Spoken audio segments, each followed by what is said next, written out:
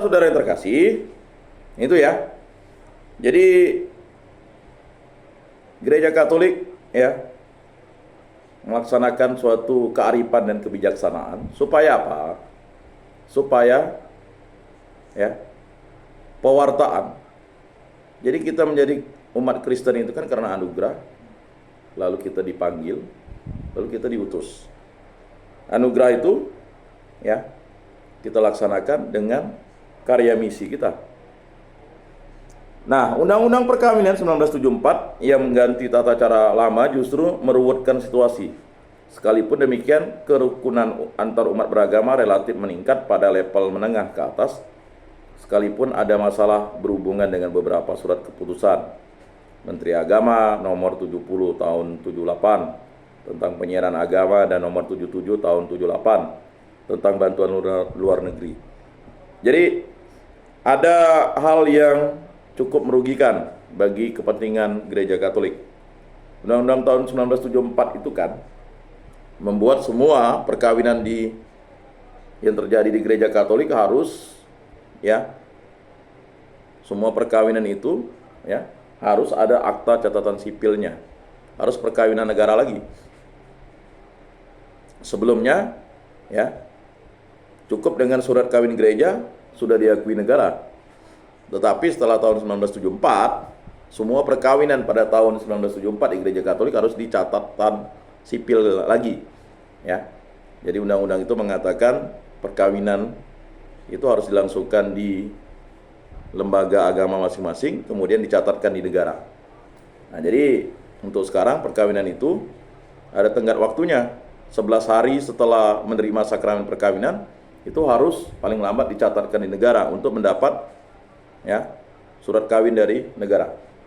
Nah, kalau tidak, perkawinan itu memang halal, tetapi secara hukum negara legal, ya legal. Secara hukum negara itu ilegal, tidak sah menurut negara. Jadi walaupun sudah kawin, kalau kawin halal itu ratum et consumatum itu kan kawin gereja atau ya telah menerima sakramen perkawinan, perkawinan yang dicatat oleh gereja dan keluarlah surat kawin dari gereja. Tetapi bagi kita umat Katolik, ini terjadi untuk umat non-Islam ya. Jadi sekarang 5 agama yang lain ini ya, 5 agama ini dari agama Katolik, Kristen ya, kemudian Hindu, Buddha dan Konghucu itu harus mendapat akta perkawinan, pengesahan atau surat kawin dari negara. Nah, jadi seperti itu. Jadi kalau kalian nanti menikah, menerima sakramen perkawinan, jangan lupa ya sebelum penerimaan sakramen perkawinan sudah mengurus administrasi di negara supaya perkawinan kalian dicatatkan. Kalau tidak, akan merepotkan kalian.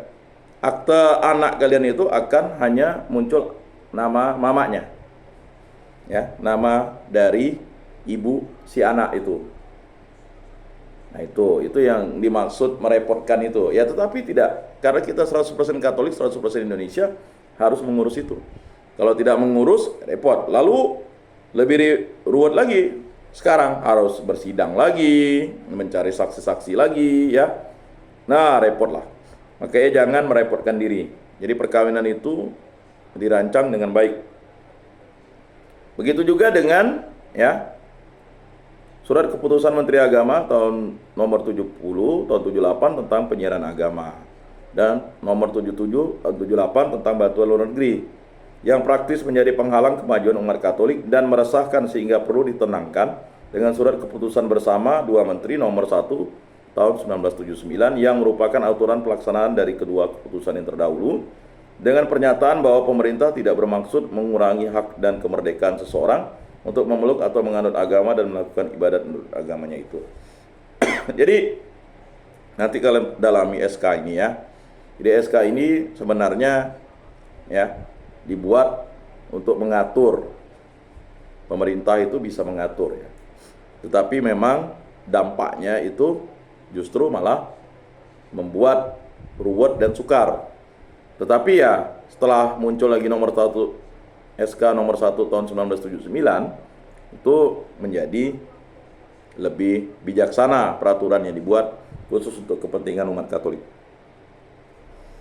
Pedoman pastoral umat Katolik dalam masyarakat Pancasila itu tahun 1985 merupakan petunjuk mawi kepada umat Katolik Indonesia dalam menyikapi persoalan pembangunan dan pluralitas di Indonesia sebagai warga negara yang baik dan mengusahakan kesejahteraan umum atau bonum commune.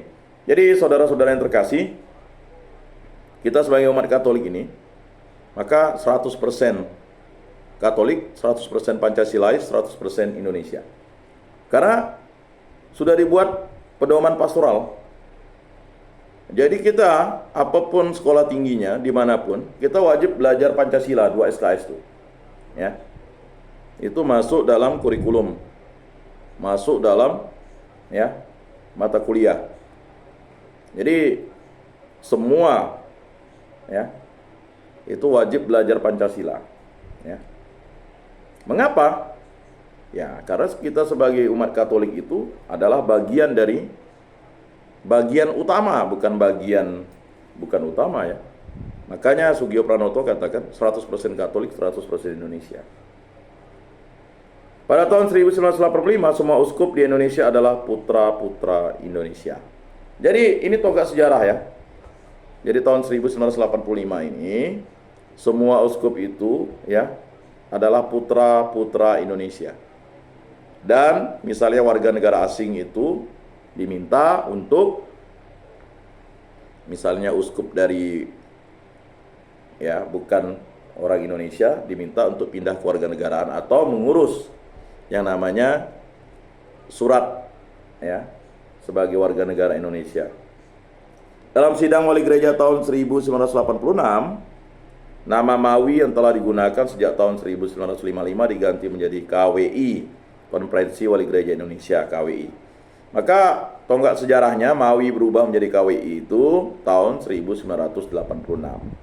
Statuta KWI menyatakan bahwa KWI adalah wujud kolegialitas uskup dan bertujuan memadukan kebijakan pelaksanaan tugas dan karya pengembalaan para uskup agar seirama dan berkesinambungan di seluruh Indonesia. Nah, kita bisa baca di pembukaan Statuta KWI ya, paragraf 2, 3 dan 4.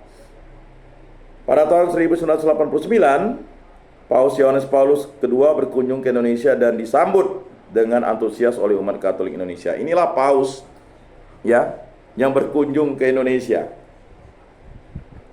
Ya, Paus Yohanes Paulus ini Paus pertama ya yang mengunjungi Indonesia tahun 1989. Ini Paus ke-264 ya.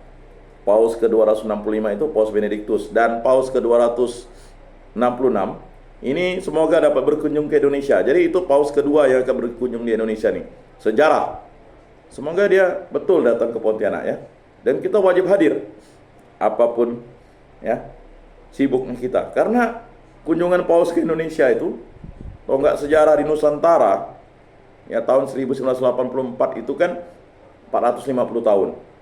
Maka tahun 1989 setelah 455 tahun Paus Yohanes Paulus II itu berkunjung ke Indonesia. Dan Paus Yohanes Paulus II ini ya tercepat menjadi santonya. Santo Yohanes Paulus II, dan salah satu dari 3 santo yang paling ditakuti iblis. Ya, semua santo ditakuti iblis, tetapi ya Santa Bunda Maria, Santo Mikael Malaikat Agung Allah, dan Santo Yohanes Paulus II ini.